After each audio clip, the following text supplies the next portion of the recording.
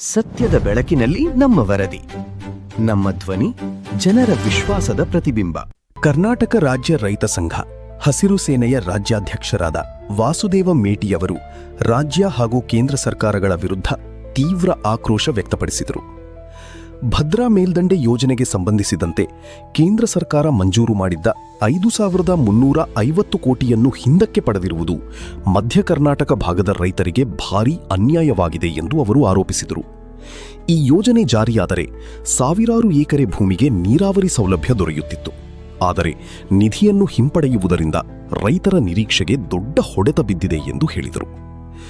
ರಾಜ್ಯ ಸರ್ಕಾರವು ರೈತರ ಸಮಸ್ಯೆಗಳ ಬಗ್ಗೆ ನಿರ್ಲಕ್ಷ್ಯ ತೋರಿಸುತ್ತಿದೆ ಎಂದು ಟೀಕಿಸಿದ ಅವರು, ಬೆಳೆ ವಿಮೆ ಯೋಜನೆಯನ್ನು ಜಾರಿಗೊಳಿಸುವಲ್ಲಿ ವಿಳಂಬ ಮಾಡುತ್ತಿರುವುದರಿಂದ ರೈತರು ಆರ್ಥಿಕ ಸಂಕಷ್ಟಕ್ಕೆ ಸಿಲುಕುತ್ತಿದ್ದಾರೆ ಎಂದು ಹೇಳಿದರು. ಹೊಳಲ್ಕೆರೆ ಭಾಗದಲ್ಲಿ ಅಡಿಕೆ ತೋಟಗಳಿಗೆ ನೀರಿನ ಕೊರತೆ ಗಂಭೀರ ಮಟ್ಟಕ್ಕೆ ತಲುಪಿದ್ದು ಬೆಳೆ ಹಾನಿಯಾಗುತ್ತಿದೆ. ಹಿರಿಯೂರು ಹಾಗೂ ಚಿತ್ರದುರ್ಗ ಜಿಲ್ಲೆಯ ಕೊನೆಯ ಭಾಗಗಳಿಗೆ ಕೊಳಲ್ ನೀರಾವರಿ ಯೋಜನೆಯ ಮೂಲಕ ನೀರು ಒದಗಿಸುವ ಭರವಸೆ ನೀಡಲಾಗಿತ್ತು. ಆದರೆ ಈ ಯೋಜನೆ ಇನ್ನೂ ಕಾರ್ಯರೂಪಕ್ಕೆ ಬರದೇ ಇರುವುದರಿಂದ ರೈತರು ಮೋಸ ಹೋಗಿದ್ದಾರೆ ಎಂದು ಆಕ್ರೋಶ ವ್ಯಕ್ತಪಡಿಸಿದರು. ಸರ್ಕಾರ ಅಧಿಕಾರಕ್ಕೆ ಬಂದು 3 ವರ್ಷಗಳು ಕಳೆದರೂ ರೈತರಿಗೆ ಅಗತ್ಯವಾದ ರಸಗೊಬ್ಬರ ಸರಿಯಾಗಿ ಲಭ್ಯವಾಗುತ್ತಿಲ್ಲ. ಮಳೆಯ ಮೇಲೆ ಅವಲಂಬಿತವಾಗಿರುವ ಜಿಲ್ಲೆಯ ರೈತರಿಗೆ ಇದು ದೊಡ್ಡ ಹೊಡೆತವಾಗಿದೆ. ಬದಲಾಗಿ ರೈತರನ್ನು ಎಸ್ಐಡಿ ಕೇಂದ್ರಗಳಿಗೆ ತಳ್ಳುತ್ತಿರುವುದು ಅನ್ಯಾಯವಾಗಿದೆ ಎಂದು ಅವರು ದೂರಿದರು. ಎಫ್ಐಡಿ ಕಡ್ಡಾಯಗೊಳಿಸಿದರೆ ರೈತರಿಗೆ ಹೆಚ್ಚು ಅನುಕೂಲವಾಗುತ್ತದೆ ಎಂದು ಸಲಹೆ ನೀಡಿದರು. ರಾಜ್ಯ ಹಾಗೂ ಕೇಂದ್ರ ಸರ್ಕಾರಗಳು ರೈತರ ಪರವಾಗಿ ಕಾರ್ಯನಿರ್ವಹಿಸುವಲ್ಲಿ ಸಂಪೂರ್ಣ ವಿಫಲವಾಗಿವೆ. ಈ ಸರ್ಕಾರ ರೈತರ ಸಂಕಷ್ಟವನ್ನು ಅರ್ಥ ಮಾಡಿಕೊಳ್ಳದ ನಾಚಿಕೆಗೇಡಿತನದ ಸರ್ಕಾರ ಎಂದು ತೀವ್ರವಾಗಿ ಟೀಕಿಸಿದರು. ಇದೇ ವೇಳೆ ಮಾಜಿ ಮುಖ್ಯಮಂತ್ರಿ ಬಿಎಸ್ ಯಡಿಯೂರಪ್ಪ ಅವರ 50ನೇ ರಾಜಕೀಯ ವಿಜಯೋತ್ಸವ ಕಾರ್ಯಕ್ರಮದ ಕುರಿತು ಪ್ರತಿಕ್ರಿಯಿಸಿದ ಅವರು, ರೈತರ ಸಮಸ್ಯೆಗಳತ್ತ ಗಮನ ಹರಿಸಬೇಕಾದ ಸಮಯದಲ್ಲಿ ವೈಯಕ್ತಿಕ ಆಚರಣೆಗಳಲ್ಲಿ ತೊಡಗಿರುವುದು ಸರಿಯಲ್ಲ ಎಂದು ಅಸಮಾಧಾನ ವ್ಯಕ್ತಪಡಿಸಿದರು. ಈ ಸಭೆಯಲ್ಲಿ ಲಕ್ಷ್ಮೀಕಾಂತ್ ಇಎಂ, ಲಿಂಗವರಟ್ಟಿ ಸೇರಿದಂತೆ ಹಲವಾರು ಮುಖಂಡರು ಭಾಗವಹಿಸಿ ರೈತರ ಸಮಸ್ಯೆಗಳ ಕುರಿತು ಚರ್ಚೆ ನಡೆಸಿದರು. ರೈತರ ಸಮಸ್ಯೆಗಳಿಗೆ ತಕ್ಷಣ ಸ್ಪಂದಿಸಿ ಸಮರ್ಪಕ ಪರಿಹಾರ ಕೈಗೊಳ್ಳದಿದ್ದರೆ ರಾಜ್ಯವ್ಯಾಪಿ ಹೋರಾಟವನ್ನು ತೀವ್ರಗೊಳಿಸಲಾಗುವುದು ಎಂದು ಎಚ್ಚರಿಸಿದರು. ಕರ್ನಾಟಕ ರಾಜ್ಯ ರೈತ ಸಂಘ ಹಾಗೂ ಹಸಿರು ಸೇನೆಯ ಇವತ್ತಿನ ದಿನ ಚಿತ್ರದುರ್ಗದಲ್ಲಿ ಒಂದು ಮೀಟಿಂಗ್ ಮಾಡಿ ಈ ಸಭೆಯಲ್ಲಿ ನಮ್ಮ ನಿರ್ಣಯ ಏನಾಯಿತು ಅಂತಂದರೆ, ಹೊಳಲ್ಕೆರೆ ಭಾಗದಲ್ಲಿ ಸುಮಾರು ರೈತರ ಅಡಿಕೆ ತೋಟಕ್ಕೆ ನೀರು ತುಂಬ ತೊಂದರೆ ಆಗ್ತಾಯಿದೆ. ಹಾಗೆ ಭದ್ರಾ ಮೇಲ್ದಂಡೆ ಯೋಜನೆ 5,335 ಕೋಟಿ ರೂಪಾಯಿಯನ್ನು ಕೇಂದ್ರ ಸರ್ಕಾರ ಹಿಂದಕ್ಕೆ ಪಡೀತು. ಇದು ಈ ಭಾಗದಲ್ಲಿ ರೈತರಿಗೆ ಮಾಡಿರ್ತಕ್ಕಂಥ ದೊಡ್ಡ ಮೋಸ. ಮತ್ತು ಹಿರಿಯೂರು ಭಾಗದಲ್ಲಿ ಮತ್ತು ನಮ್ಮ ಚಿತ್ರದುರ್ಗ ಭಾಗದ ಕೊನೆಯ ಭಾಗಕ್ಕೆ ಕೊಳಲು ಭಾಗದಕ್ಕೆ ನೀರು ತಗೊಂಡು ಹೋಗ್ತೀವಿ ಅಂತ ಹೇಳಿದ್ರು. ಅದನ್ನು ಕೂಡ ಸಂಪೂರ್ಣವಾಗಿ ಸರ್ಕಾರ, ರಾಜ್ಯ ಸರ್ಕಾರ ಇರ್ಬೋದು, ಇವತ್ತು ಕೇಂದ್ರ ಸರ್ಕಾರ ಇರ್ಬೋದು, ಸಂಪೂರ್ಣ ಮೋಸವನ್ನು ರೈತರಿಗೆ ಮಾಡ್ತಾ ಇದೆ. ಈ ಸರ್ಕಾರ ಬಂದು 3 ವರ್ಷಗಳ ಕಾಲ ಆಯಿತು. ಇವತ್ತಿಗೂ ಕೂಡ ರೈತರಿಗೆ ರಸಗೊಬ್ಬರವನ್ನು ಸರಿಯಾಗಿ ಹಂಚ್ತಾ ಇಲ್ಲ. ಈಗ ಮಳೆ ಆಶ್ರಿತ ಇರತಕ್ಕಂಥ ನಮ್ಮ ರಾಜ್ಯದಲ್ಲಿ ಇದುವರೆಗೂ ಕೂಡ ರಸಗೊಬ್ಬರಗಳ FIDಗೆ ಜನರನ್ನು ತಳ್ತಾ ಇದ್ದಾರೆ. ಒಂದು FID ಮಾಡಿದರೆ, ಕಡ್ಡಾಯ ಮಾಡಿದರೆ ಮಾತ್ರ 1 ಎಕರೆಗೆ 1 ಚೀಲ ಗೊಬ್ಬರವನ್ನು ನಾವು ಕೊಡ್ತೀವಿ ಅಂತ ಹೇಳ್ತಾ ಇದ್ದಾರೆ. ಈ ಸರ್ಕಾರ ನಾಚಿಕೆ ಇಲ್ಲದ ಸರ್ಕಾರ. 1 ಎಕರೆಗೆ 1 ಚೀಲ ಗೊಬ್ಬರ ಉಪಯೋಗ ಮಾಡಿದರೆ ಈ ಬೆಳೆ ಹೆಂಗೆ ಸಫಿಷಿಯೆಂಟಾಗಿ ನಾವು ತಗೋಬೇಕು? ಇದೆಲ್ಲ ಸರ್ಕಾರ ಮಾಡ್ತಕ್ಕಂಥದಕ್ಕೆ ರೈತರಿಗೆ ಮೋಸ. ತಕ್ಷಣವೇ ಈ FID ನೀತಿಯನ್ನು ಕೈ ಬಿಡಬೇಕು.